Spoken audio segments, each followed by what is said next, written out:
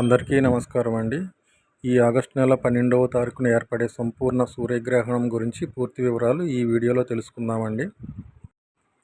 అంతేకాకుండా ఆగస్టు 12 అమావాస్య రోజున ఏర్పడే ఈ సంపూర్ణ సూర్యగ్రహణం భారతదేశంలో కనిపిస్తుందా, పట్టు విడుపు స్నానాలు నియమాలు పాటించాలా వద్దా అనేది కూడా పూర్తి వివరాలు ఈ వీడియోలో చర్చిద్దామండి.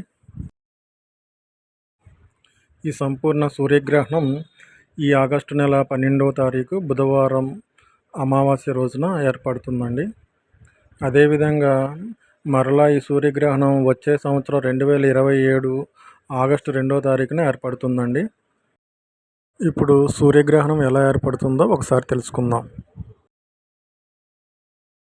ఖగోళ శాస్త్రం ప్రకారం సూర్యునికి భూమికి మధ్య చంద్రుడు అడ్డు వచ్చినప్పుడు సూర్యుని కాంతికి భూమిపై పడకుండా చంద్రుడు అడ్డుగా ఉండడం వల్ల మనకి చంద్రుని యొక్క నీడ మాత్రమే భూమిపై పడుతుంది. ఆ సమయంలో మనకి సూర్యుడు కనిపించడు. ఎందుకంటే భూమిపై నుండి మనం చూసినప్పుడు చంద్రుడు సూర్యుడిని కమ్మేసినట్టు మనకు కనిపిస్తుంది. అప్పుడు దానిని మనం సూర్యగ్రహణంగా భావిస్తాం. స్వస్తి స్త్రీ చాంద్రమాన శ్రీ పరాభవ నామ సంవత్సరం దక్షిణాయనం ఆషాఢ అమావాస్య రోజున ఈ సూర్యగ్రహణం ఏర్పడబోతుందండి.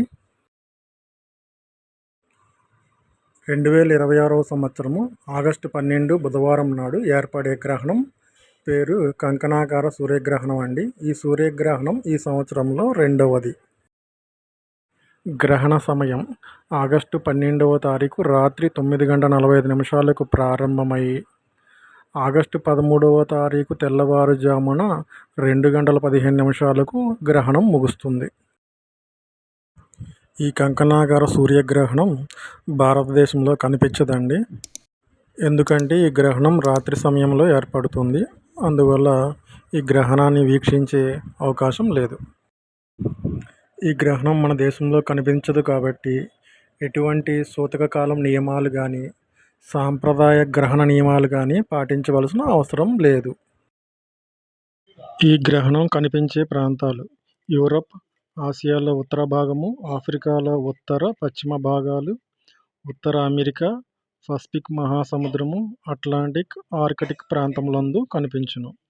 గ్రీన్లాండ్, ఐస్లాండ్, స్పెయిన్ దేశాల యందు సంపూర్ణ సూర్యగ్రహణంగా కనిపించును.